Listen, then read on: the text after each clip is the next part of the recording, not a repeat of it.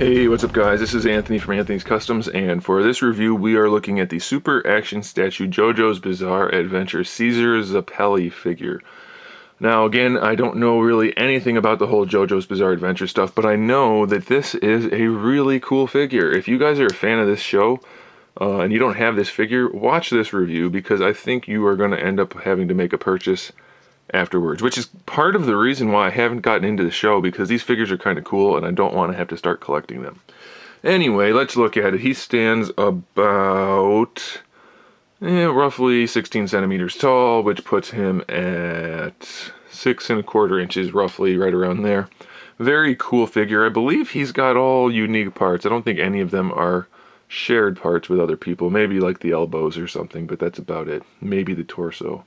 Anyway, really cool. I love the thing about the Super Action Statue figures is that they have great paint and sculpt details. It's very stylized, but still, it looks really good. So much shading and paint detail, and then the sculpt, loads of intricate sculpt work.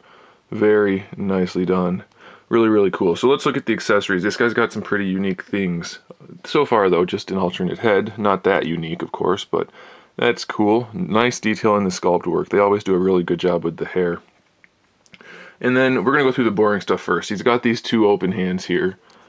And again, you can see the detail in the hand sculpt and paint. So two open hands. Then we have this kind of open hand, one for each side. And then we have a pointing finger hand. And then we have a fist hand. I think he's supposed to have a fist hand for both sides, but the person that sent this to me for review did not include it, or he's not supposed to. I don't really remember. I checked, but then I forgot, so I think it's supposed to be there, but I'm not sure. And then we have this thing, which is some kind of little amulet medallion. I don't think it's really a necklace, but maybe it is. Either way, it looks really cool. It's a translucent plastic, so that's nice.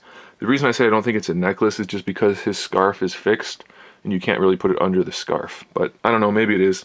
Then we have my favorite accessory that I've seen in a long time. He's got this water effect, which is this translucent plastic, but it's got this pearly blue shading on the bottom, like a pearly whitish purple on the top, and then his two hands are connected to it like he's drawing the water type of thing. And then so you just swap out the hands and you put that in place. And I'll show you some photos at the end, but it's a really cool looking effect. It's incredibly well done. I love it. Very, very cool.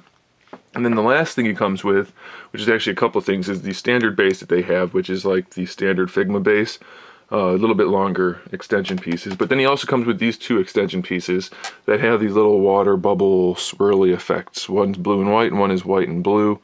Nice little feature. You put that up against him, and I guess he has some kind of water effect. Unfortunately, the things are so small that you end up seeing more of the uprights, more of the stand than you do the little accessory, but still a cool little piece.